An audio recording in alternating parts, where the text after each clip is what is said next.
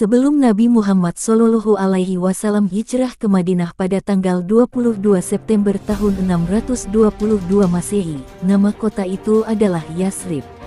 Ada yang berpendapat, nama Yasrib berasal dari bahasa Ibrani atau Aramaik. Kota oase ini sudah berdiri sejak zaman kuno. Penduduk kota Yasrib terdiri dari dua suku dominan, yaitu Arab dan Yahudi. Suku-suku Yahudi terkemuka di sana adalah Bani Quraizoh, Bani Nadir, dan Bani Kunaiko. Sementara itu penduduk Arab, mereka berasal dari suku Aus dan Khazraj. Suku-suku di Yasrib tidak mengenal persatuan. Masing-masing suku dipimpin oleh kepala suku yang memikirkan kepentingan sukunya sendiri.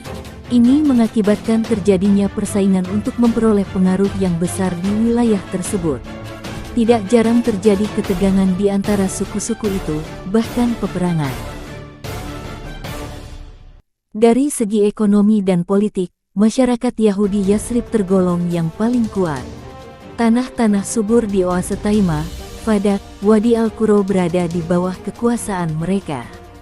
Dari segi jumlah pun, masyarakat Yahudi lebih banyak daripada suku-suku Arab.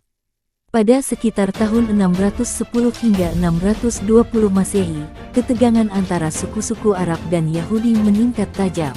Peperangan terbesar terjadi pada tahun 618 Masehi yang dikenal dengan nama Perang Buats. Peperangan tersebut menyadarkan orang-orang Arab bahwa peperangan justru membawa kerugian.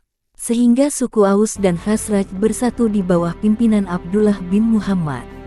Kota Yasrib saat itu benar-benar krisis, sehingga membutuhkan seorang tokoh untuk mempersatukan, yang bukan dari kalangan lokal, melainkan orang luar yang berasal dari keluarga terhormat, supaya dijadikan hakim atau arbitrator yang ditunjuk untuk menyelesaikan konflik. Dan seorang hakim yang dimaksud ada pada sosok Muhammad yang saat itu sedang mencari sebuah tempat baginya dan para pengikutnya. Tahun 621 Masehi, sebanyak 10 orang suku Khazraj dan 2 orang suku Aus menemui Nabi di Mekah dan menyatakan diri masuk Islam. Setahun kemudian, Nabi Muhammad SAW dan pengikutnya hijrah ke Yasrib pada tahun 622 Masehi. Kedatangannya disambut sukacita oleh penduduk Yasrib yang merindukan kedamaian.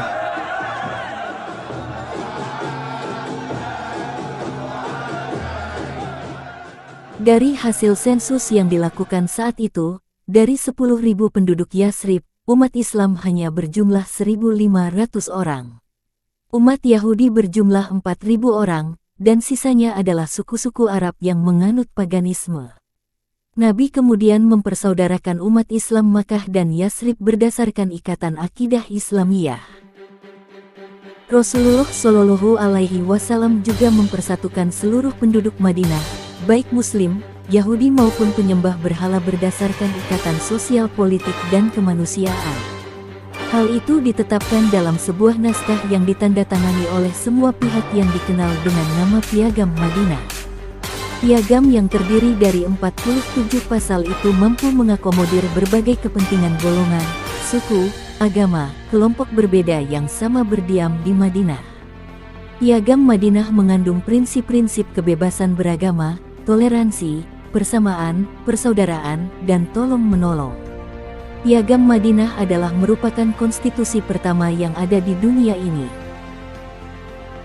Selanjutnya kota Yasrib diubah namanya menjadi Al-Madinah Al-Munawwaroh yang artinya adalah kota yang bercahaya.